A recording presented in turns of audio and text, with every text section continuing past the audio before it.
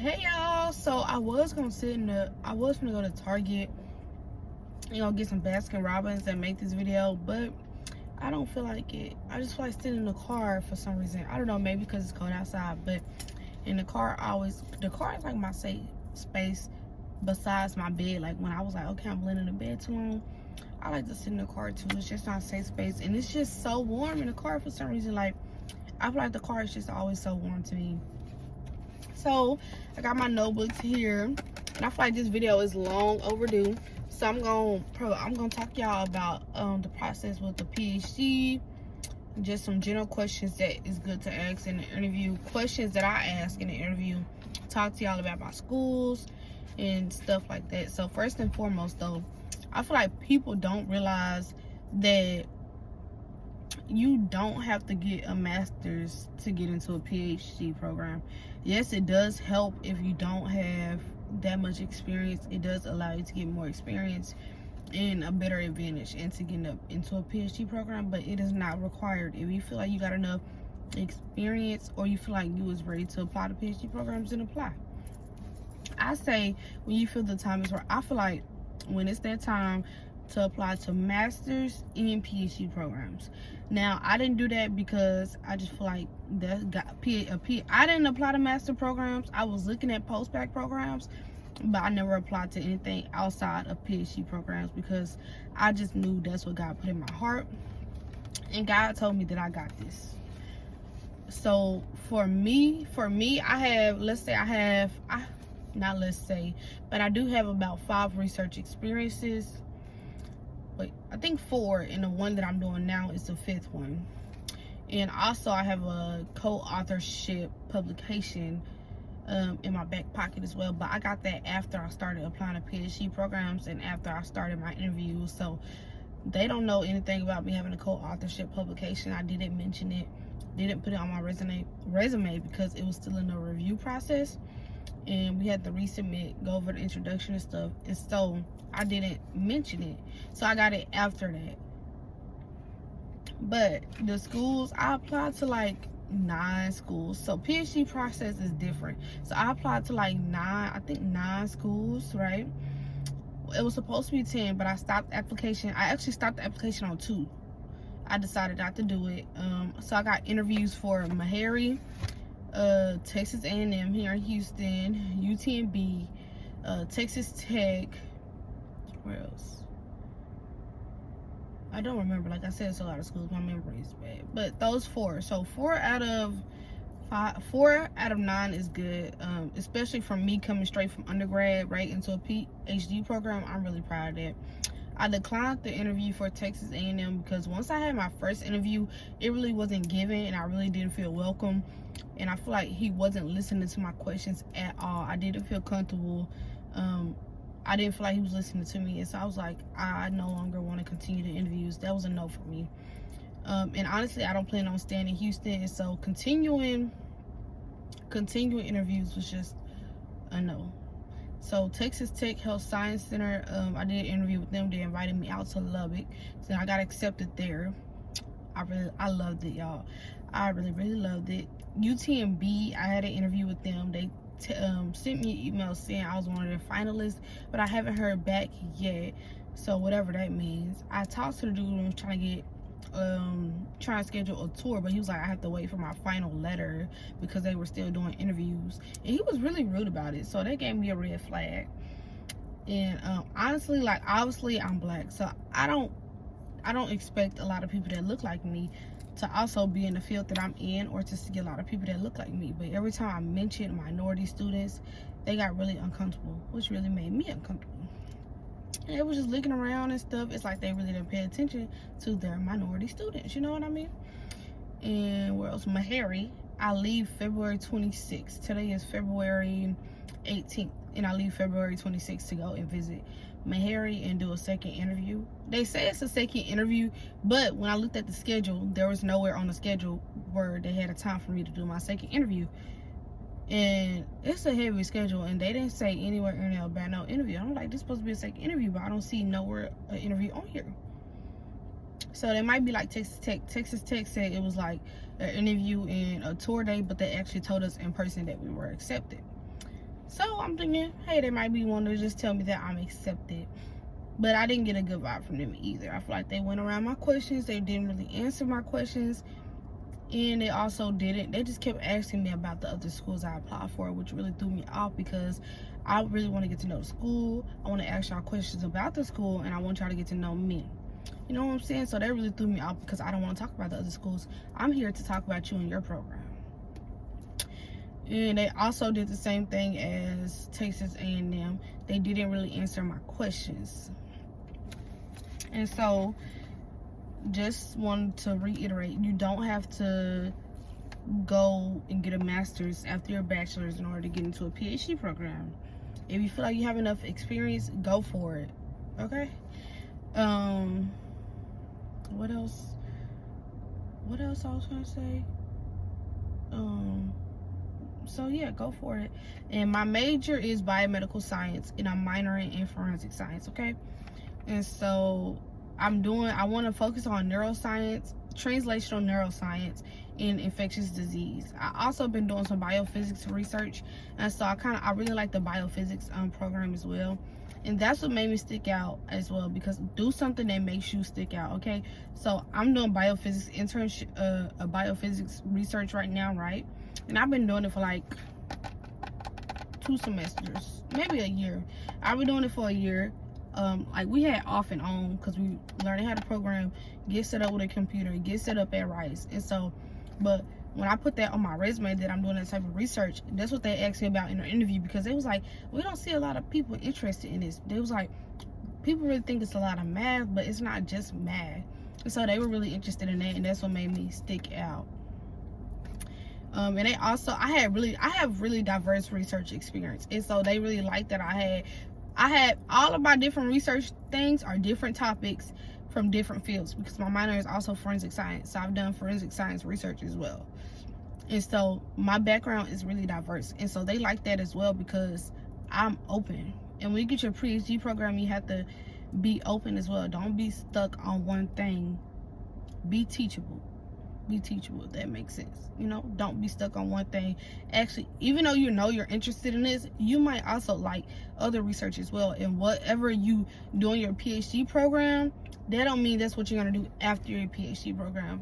Okay, so let's get into these questions. I'm gonna do general questions, and I'm gonna do also questions that I shaped based around my interviewers' research, and maybe y'all can shape it or have some ideas for your interviews as well.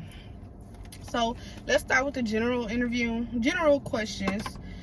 So first I said, how many students placed in their first choice lab?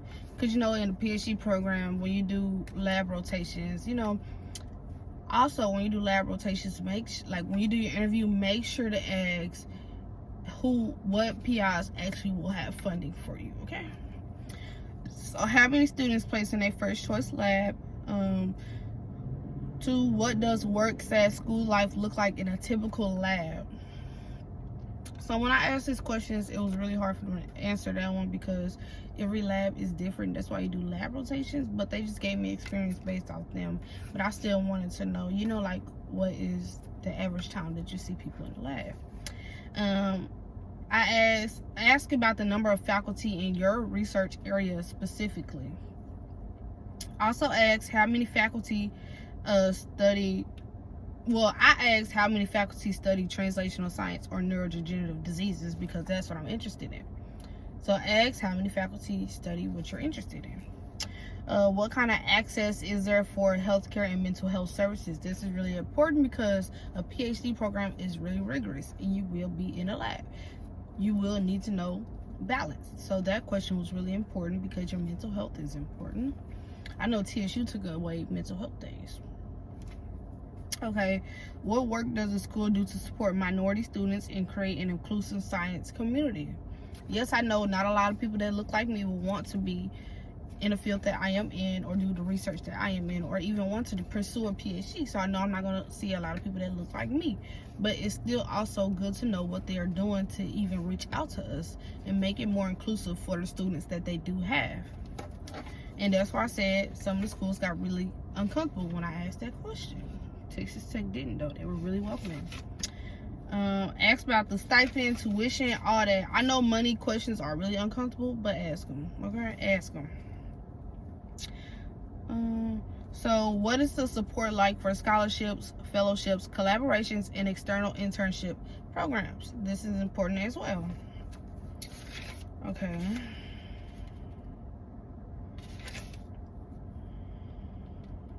Y'all, look, I got pages. Like, when I say I was not playing, like, be prepared like this. Now, you don't have to do this 5 days in advance. I literally came up with these questions, like, the morning of, okay? Because I already know what I want. You know what you want, so you know the questions to ask. I just really looked up the people that was going to be interviewing me. Okay, okay, let me ask some questions that I asked some of the researchers at UTMB, because those are the general questions for that school. So, what are specific intentional deficits observed in individuals with substance use disorders compared to healthy controls?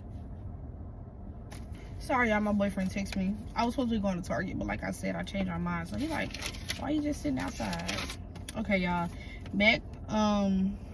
So another one is, how do you opioid receptors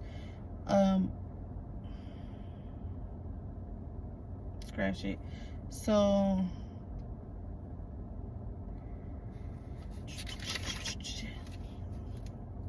what are the specific molecular mechanisms by which NMU affects bone remodeling in rats? Now, some of these questions you might can find in the paper, but it's also good for them to know you read it and took something down, okay? Don't ask obvious questions, so, like, don't do that. Just try to go in depth with them. So, do NMU levels or activity change with age? And if so, how does this impact bone remodeling in rats? Translate to bone disorders in humans. So how does this research on rats translate to humans when the times do come? What were the key findings or observations from the study that demonstrate the effectiveness of HMGBI neutralizing antibody treatment in mitigating muscle mass loss?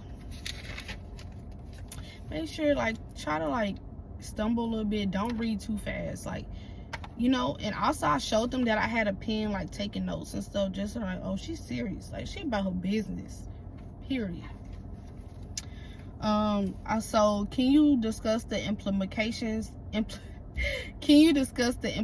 of these findings in terms of clinical management or treatments of individuals with PASC and associated neurological symptoms? Another one, was there any correlation observed between the duration of PASC symptoms and the severity of growth hormone secretion impairment? Let me see. How does the length of the polyglutamine expansion affect the severity and age of consent? Oh, in age of onset of Huntington's disease. Okay, what is the current state of research in developing treatments or interventions that target polyglutamine expansion in Huntington's? So as you can see, they're doing pretty research. Okay, let me see. Now, take in mind that, like, even though they're interviewing you, you're also are interviewing them. So watch their body language, watch how they react. Everybody's gonna try to fool you. They're gonna try to act nice, but listen, pay attention to the body language, the faces they make, because it's gonna tell it all. And listen, don't get sold on a stipend. Don't get sold on, you know, like, all the new stuff they got. Pay attention if you actually gonna like the environment, because you're gonna be there for 5 years. Like, this is your next life. This is the next chapter in your life, okay? So make sure you like it. Don't get sold on the money. You're gonna be miserable. Okay, some more general questions that I asked was, what kind of access is there for healthcare? I asked that already. Okay, so are there networking events or professional development opportunities specifically for graduate students? Also, watch this. Can you provide information on the career outcomes or job placement rates for graduates of this program? That's important as well, because you want to make sure people are having a success coming out. What is the student to faculty ratio? Another general question that I asked is, what is the concept of this? Ask about techniques and methods, the potential implications, therapeutic intervention or strategies. So like, most likely if you're watching this video, you're probably interested in what I am interested in. And so with translational science, there's going to be therapeutic treatments, therapeutic involvements, potential implications, because you will be trying to do a study that eventually will be used translate to humans. So these keywords are important to also, they also like, ooh, using these nice words, you know your vocab, like you know what you're talking about. Let them know you know what you're talking about. But also show a little bit of your personality. Like when you talk about your research, be excited. Like, yeah, I'm doing this, I love this, I love the one who was doing this, I did this and this in the lab. Like me, I talked about the ELISA technique. I talked about when I was dissecting the eye and stuff, when I was doing the testing, I talked about all that, and I was smiling the entire time. When you're doing when you're talking about your research and they ask you questions about your research, don't try to look down. Like, don't look down. Smile and look at them and talk about them. And you see how I'm talking right now with my hands and stuff, and smile when you're talking to them, all that good stuff. But if y'all have any more questions, let me know. If y'all want to know any more about my process, let me know. I'm going to keep y'all updated and record my Meharry trip. But for now, that's all I got. You are my fortress. You're my friend. You are faithful to